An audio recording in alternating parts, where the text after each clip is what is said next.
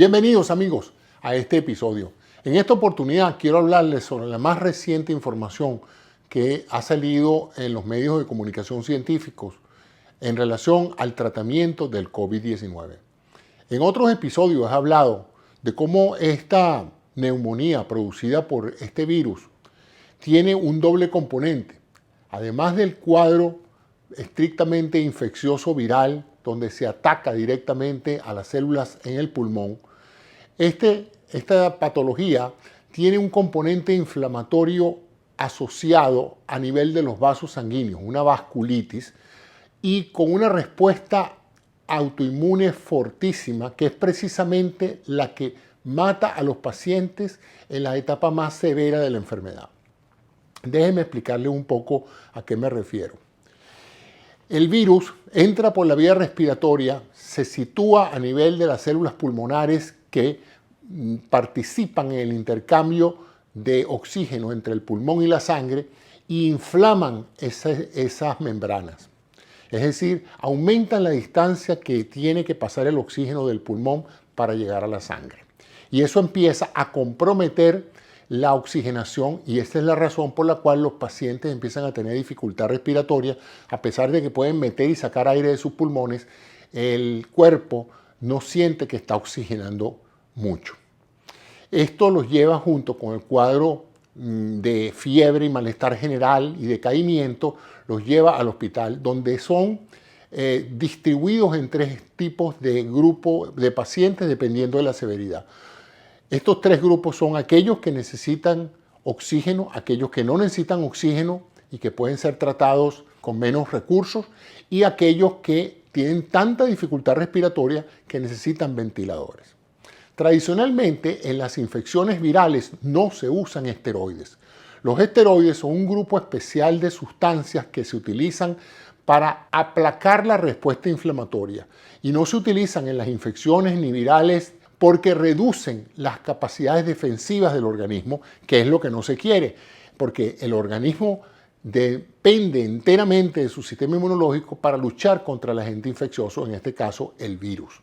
En estos casos entonces del COVID-19, los pacientes no se les daba esteroides de ningún tipo en las primeras etapas de su enfermedad una vez que eran hospitalizados, porque estaban contraindicados. Sin embargo, y es el motivo de este programa, recientemente han salido una serie de informaciones de prensa que tienen que ver con el descubrimiento de que un medicamento esteroideo ampliamente conocido por los médicos, como es la dexametasona, se está utilizando con éxito. Y hoy casualmente salieron los datos en diferentes jornales científicos que prueban y dan evidencia de la efectividad para reducir tanto la duración de la hospitalización en casos severos, así como la disminución de la mortalidad por COVID-19.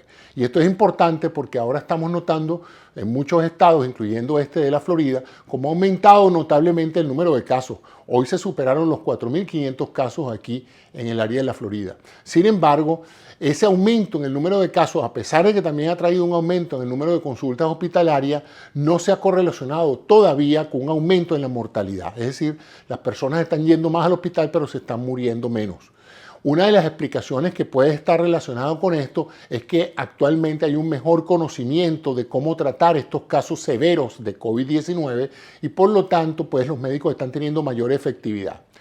Este medicamento, que ha sido utilizado en procesos inflamatorios, ahora pues está siendo utilizado en casos severos, cuando aquellos pacientes necesitan el respirador, necesitan un ventilador automático que les permita respirar. En esos casos donde ya el proceso inflamatorio se ha complicado tanto que más grave que la infección es la respuesta inmune del paciente. En el COVID-19, uno de los mayores problemas tiene que ver con la conjunción de dos procesos: el proceso infeccioso dado por el virus y la respuesta autoinmune dado por la famosa tormenta autoinmune, una liberación grande de anticuerpos llamados citoquinas que actúan no solamente contra el virus, sino contra el mismo tejido pulmonar.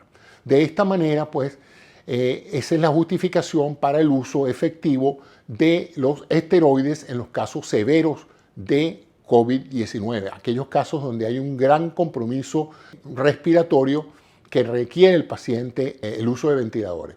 Es importante entonces que entiendan que a pesar de que hay una gran información pública sobre el uso de la dexametasona, esto es solamente para casos graves, para casos donde los pacientes ya están a punto de ser introducidos a un ventilador por tener dificultad respiratoria. Esto no se está utilizando ni para prevenir la enfermedad de COVID-19 ni en aquellos pacientes que están empezando a tener trastornos respiratorios.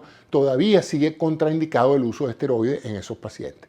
Entonces ya saben, cuando vean estas noticias en la prensa, no salgan a pedir a sus médicos que les den esta droga llamada dexametasona, porque a pesar de que es una droga maravillosa para detener los procesos inflamatorios, en estos casos se está utilizando solamente en situaciones extremas.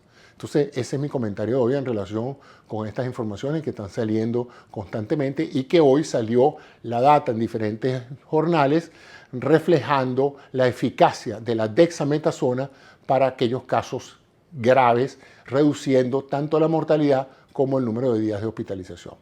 Espero seguir informándolo desde este y de muchos otros aspectos relacionados con el COVID-19 y hasta un nuevo episodio de esta serie. Muchas gracias por su atención.